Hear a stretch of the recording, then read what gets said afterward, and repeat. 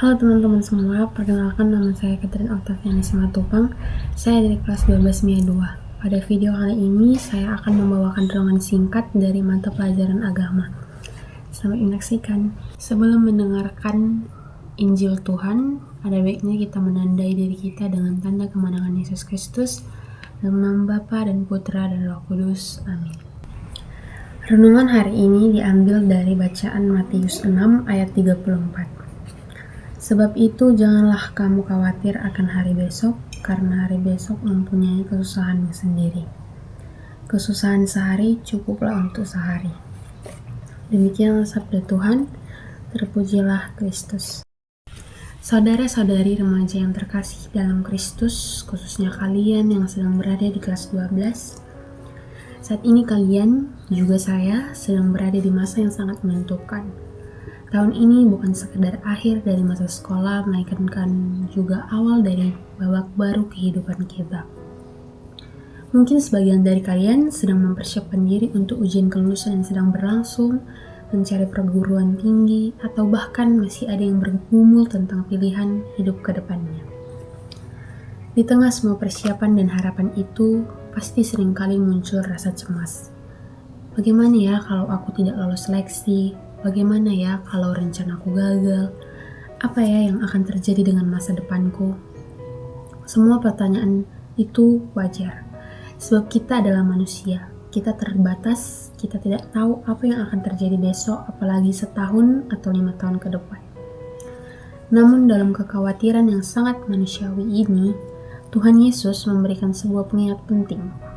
Janganlah kamu khawatir akan hari besok. Yesus tidak sedang meminta kita untuk hidup tanpa rencana. Ia tidak melarang kita untuk punya cita-cita, tapi ia tahu bahwa terlalu memikirkan hari esok bisa membuat kita lupa untuk hidup hari ini. Kekhawatiran yang berlebihan dapat menguras semangat, merampas damai, bahkan menghalangi kita untuk melihat penyertaan Tuhan yang nyata setiap hari. Yesus mengajak kita untuk hidup dalam kepercayaan kepada Allah. Sebab masa depan bukan berada di tangan kita sendiri, melainkan ada di tangan Tuhan yang selalu mengasihi kita. Kita mungkin tidak tahu apa yang akan terjadi, tetapi kita tahu siapa yang memegang masa depan, dan itu cukup. Mungkin kita tidak selalu mendapatkan jawaban yang kita inginkan. Bisa saja rencana berubah, jalan menjadi tidak sesuai harapan.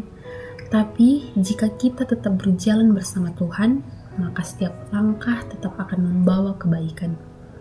Tuhan tidak pernah menjanjikan hidup yang mudah, tetapi Ia menjanjikan penyertaan-Nya.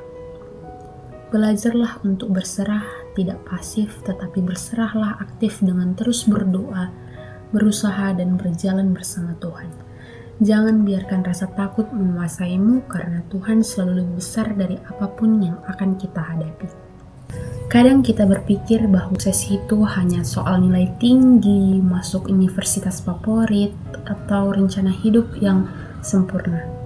Tapi sesungguhnya sukses sejati dimulai dari hati yang percaya dan taat kepada Tuhan. Dunia bisa menawarkan banyak hal, pengakuan, bahkan segala tekanan.